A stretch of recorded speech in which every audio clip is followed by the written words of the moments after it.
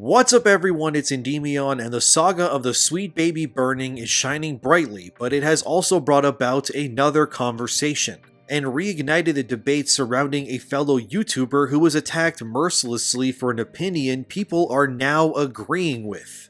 Beyond this, we have some new footage of Sweet Baby's founder showing how they strong-arm companies into pandering and much more, so let's begin.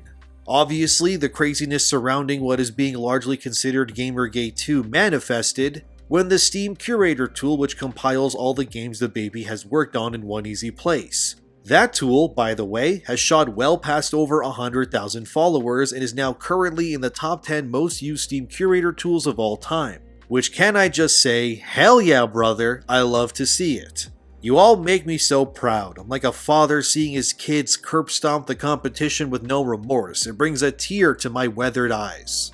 But what's very interesting is how mere months ago, or really even before that if you call these things out for what they were, you got labeled as alt-right, superstitious, and the favorite word of these crowds, they'd call you chuds. Most of what I call mainstream gaming media wouldn't dare touch any of this sort of stuff. Channels like SkillUp, for example, will never speak on any of these things, because it would be biting the hand that feeds review codes and exclusive access. So a lot of the mainstream gaming media, even when it comes to YouTube, deliberately acts as if none of this diversity, equity, inclusion nonsense that's ruining video games is even happening to begin with. But the cracks, as you'll see, are starting to show, and it proves how hypocritical even the YouTube side of this conversation can be at times. This, of course, brings me to the Actman, who I would also consider to be a mainstream gaming media channel alongside stuff like SkillUp and more. The Actman, of course, has attacked people like Az from Heel vs Babyface over his rant when it came to Starfield. You know the one where Az rightfully ranted about how every single piece of Western media has to, in some capacity, throw nonsense in your face and remind you of current day woke stupidity at every single time they can. That led to many people attacking Az, including the Actman, who even made a whole video about it attacking Az, saying his takes were unfounded and completely ridiculous. Except as time has gone on, more and more people are starting to realize that Az was not only ahead of the curve, but he was actually right all along. And if you believed what Az believed just last year, you were labeled a cultist, and were told your ability to reject the woke mind virus was but a fabrication created through manufactured hatred and lies spewing by channels like mine or others. Except as trends change, so do the opinions of mainstream personalities. Like I said, they won't support you and they'll clown on you as long as it is cool to do so. Actman, like others like him, are the YouTube equivalent of what fellow YouTuber Desparo said here in response when it came to the Actman. We've checked which way the wind is blowing and decided our opinion should be here today. Desparo, like always, has scathing takes himself, but it's good that he's like this because he says it as it is, so kudos to him. As to what the post said that Desparo was responding to, well, let's mosey over and look at what's going on. It's a post from Memology that says how it started versus how it's going. The first post is the Actman in regards to Az when he was ranting about Starfield, where he said, "Gorilla-shaped man on the verge of crying because Starfield lets you pick pronouns at the start of the game and then it's never brought up again. Somebody please shoot this guy with a bear tranquilizer, he's going to attack someone." Okay, very nice. Now, let's look at what the Actman said recently. So, I started looking into this Sweet Baby Inc. stuff and I cannot fathom why game studios would hire a narrative consultant group. Isn't that what lead writers are for? Why not just hire a better writing team and keep it in-house? LMAO.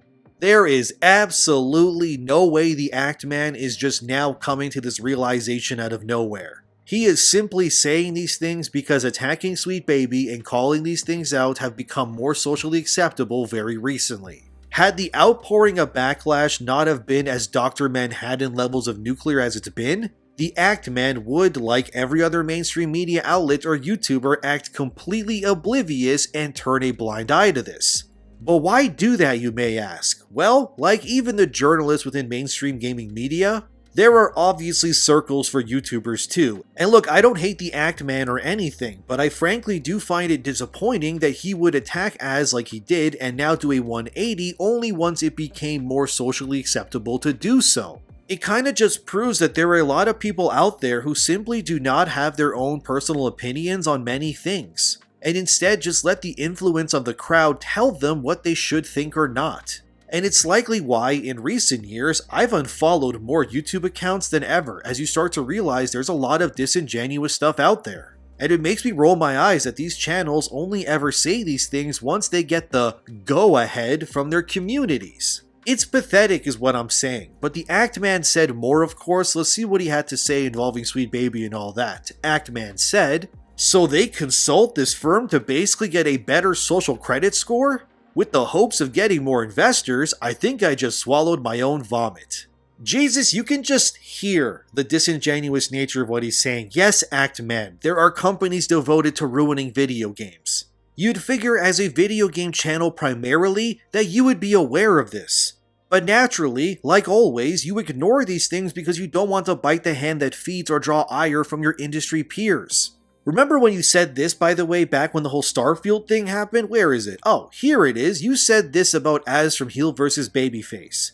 He's great at making people that criticize pronoun use look like a bunch of shit-eating cavemen. I'd love to see pronouns in every game moving forward for no other reason than spite and to watch this guy's world melt. Very interesting, Act Man. So here, because the mob was after Az and it was socially acceptable for you to dunk on him because your peers were doing the same, you suddenly came to an opinion that would garner your support since it would accommodate the current political climate. Then, when the climate changed and the opinions changed as well, suddenly, you forgot about everything you just said and stood by when you recently said this. To be honest, I don't recall hearing about Sweet Baby Inc. when all that Starfield discourse was going down. So I've only learned of this company's existence in the last week or so. My offer to Az is still open if he changes his mind and wants to talk with me, public or private. Of course you never heard of it, even though their name was being shouted from the rooftops during this time. And many people, who obviously you didn't agree with, were saying that Starfield was woke garbage from the beginning. But of course, like always, when it comes to mainstream personalities, the truth is conveniently ignored if it doesn't go along with what the hive mind says. Again, I don't hate Act Man or anything. I'm frankly just disappointed that people with platforms this large are like this. How can you be so disingenuous and change your opinion on a whim when it comes to things you championed like this? People like this just change their opinions as long as it's, like I said, aligning with the general public's. If you asked Act Man to speak on Sweet Baby a mere week or even a month ago, he'd take one look and go, "Oh wow, what is this you guys are complaining about? You're probably the same people who thought pronouns in Starfield was bad, huh?" Of course, Az, being the class act he is, responded to Act Man, and here's what he had to say. "We had the opportunity to speak. I lost interest when you were talking out of both sides of your mouth. One side saying you wanted to talk and we were trying to arrange a time. The other side making more videos shitting on me for views as you are just another content engagement farmer. You showed me who you were, someone not worth the time of day." And really what Az is saying here just kinda kills anything that Act Man was saying before or now. Because Az is right, people like this unfortunately do talk out of both sides of their mouths. And Act Man did very clearly make videos making fun of Az for views and engaging his million-plus subscribers to attack and make fun of Az over his opinions. Might I also add that during that whole Starfield pronoun backlash, people even went ahead and doxed Az and even revealed his full legal name and everything else. These sorts of things are immoral, and I never condone my viewers to ever dox or reveal someone's true name or something like that. Because if we stoop to that level, then we're no better than the parasites that are killing the things that we love, which is of course video games and pop culture at large. My opinions rarely ever change. As I'm sure you're aware, I know where I stand firmly when it comes to the culture war, or the state of Sweet Baby, or even Starfield and stuff like that. I think the industry is in dire need of change, and the slop coming from the West is going to dry out sooner rather than later. Because, thanks to the viewers of this channel, of Heel vs. Babyface, Neurotic, Critical Drinker, Disparu, Baggage Claim, Yellow Flash, and so many others, there is actual change happening, and not just gaming, but movies, TV, and pretty much all of that too. Because let's be honest, if all of these channels didn't exist that I just mentioned, including places like Melanie Mac or Film Threat, these industries across the board would be drowning in DEI and woke lunacy still to this day. Because all it took for things like Sweet Baby to exist and gain the power it did in the first place was for people across the board to turn a blind eye like the Act Man did. It's because of this blatant act, no pun intended, of these mainstream personalities and sites, these parasites like Sweet Baby were able to get a foothold to begin with. Obviously, my channel didn't exist until 2021, so I wasn't really throwing my hat in the ring until just a few years ago. But I'm here now, and I refuse to let my voice be silenced or turn a blind eye like others did for so many years on purpose. It's because of this deliberate laziness that we're in this mess to begin with. Not to mention, when it comes to Sweet Baby, besides Act Man kind of showing support, although again only because it's socially acceptable to do so, have you noticed what I've been noticing? Which is, where is all the news coverage surrounding this Sweet Baby backlash on websites? Why aren't IGN, GameSpot, Kotaku, or The Gamer speaking on this topic? Surely making an article or two would garner them plenty of clicks right now, wouldn't it? And isn't it these gaming news websites' whole reason to exist, which is to report on the news that's going on within the industry?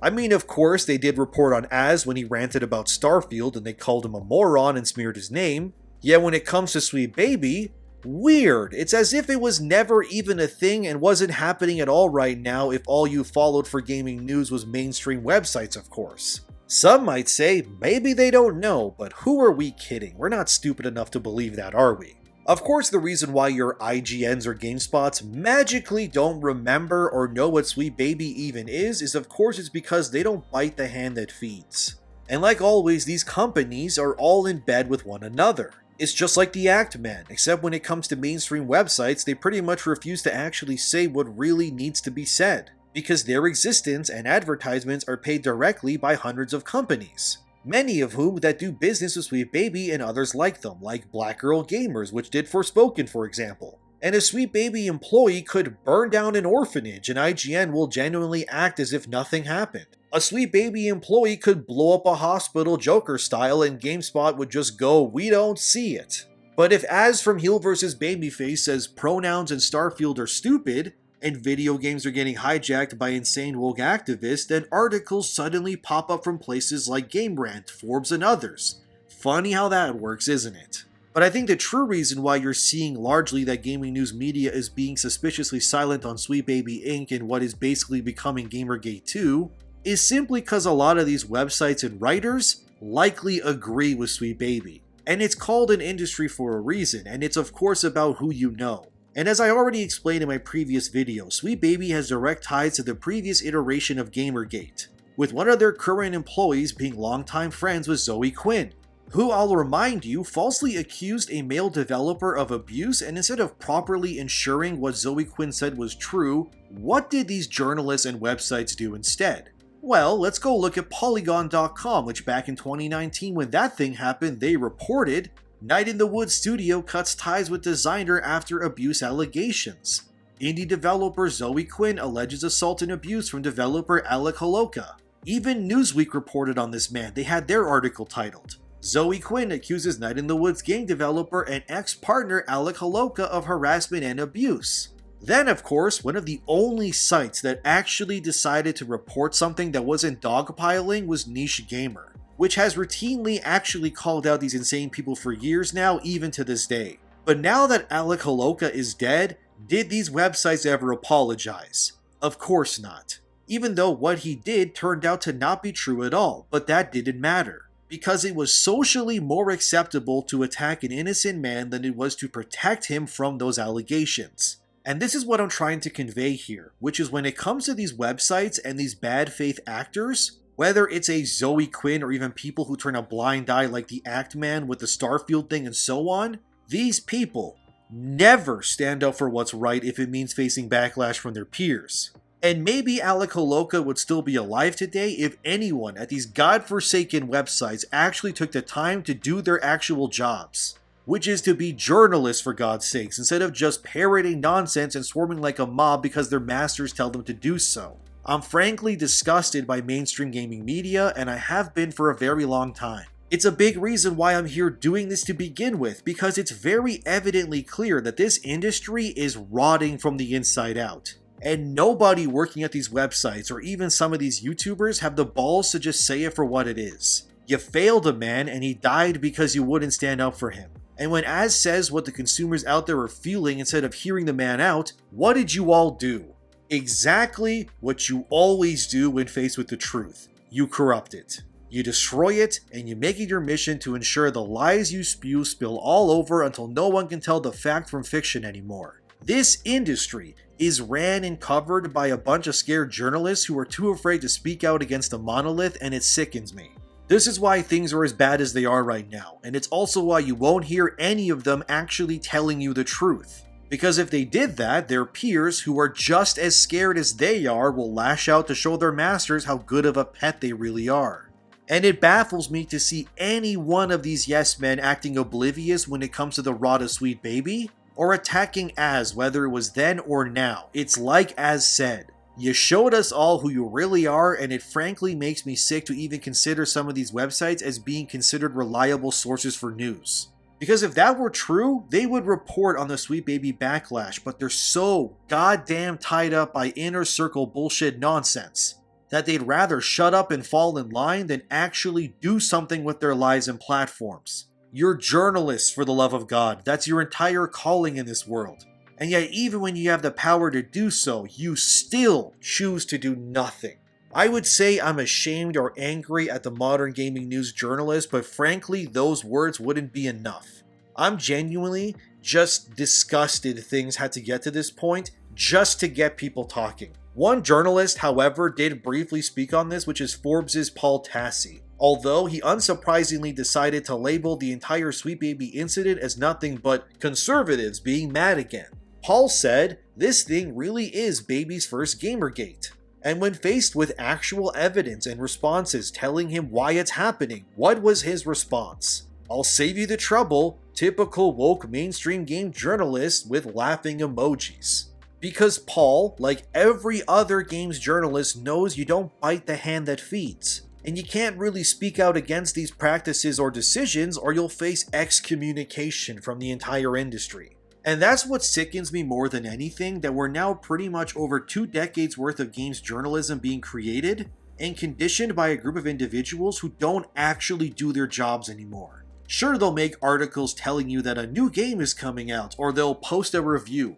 But will they actually talk about the real things that need to be said? Of course not. Because that would require a backbone, and that's disappointing but sadly on brand these past few years. Well, since these journalists won't tell you anything of note, I guess I will. So, Sweet Baby, you know what they are, right? Ever wonder how they managed to enforce so much diversity, equity, and inclusion into video games? Here, I'll even show you a video. Here's a clip of Kim Belair, who is one of the co-founders of Sweet Baby, who said during a conference how Sweet Baby manages to get their way when it comes to including all the nonsense that they do. Let's watch that now, shall we? If you're a creative working in AAA, which I did for many, many years, put this stuff up to your higher-ups. And if they don't see the value in what you're asking for when you ask for consultants, when you ask for research, go have a coffee with your marketing team and just terrify them with the possibility of what's going to happen if they don't give you what you want. As you can see, as plain as day, you have Kim Belair, the person who controls Sweet Baby, saying out loud at the Game Developer Conference, mind you of all places, that she admits to using intimidation, fear, and threats in order to get what she wants when it comes to including woke nonsense into video games. How is this not being reported on? Well, we know why, of course, don't we? So you've now seen the leader of Sweet Baby admitting that they use coercion tactics to ensure their political messaging makes its way into the games that you buy. And it's obviously based on her words here that she has been met with resistance in the past.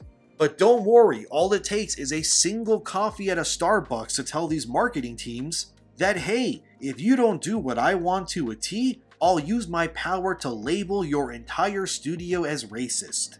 Then I'll use my power to ensure you don't get job opportunities within this industry ever again if you decide to deny me access to your franchises so that I can force my beliefs and politics into them. How the hell are these websites ignoring this? It's right there. You can see it, you can hear it, it's right there in front of you. All the proof you need that they are destroying video games for their own personal gain. Yet even then, they refuse to report on it. It's just conservatives being mad. Oh, those pesky alt-right chuds are at it again, aren't they?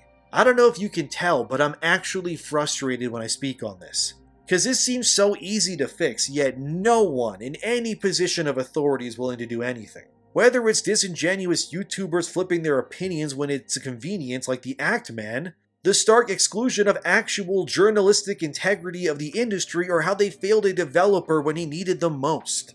This industry is truly rotting from the inside out. And it's high time we make our voices heard and tell them that we're not going to take this anymore. And oh great, here's some more from Paul Tassi where he said, "This will wake the hive, but this whole Sweet Baby panic is truly the dumbest thing I've ever seen." Is that right, Paul? It's just stupid fans being dumb? That's your opinion with all the facts that are presented in front of you. As a journalist, mind you.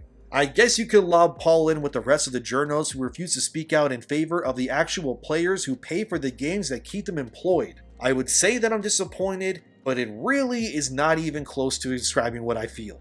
And I just want to end this by simply saying this. I am ashamed of this industry. And if the only way to make a better future for video games is to start over and vote with our wallets, then that's exactly what we need to do.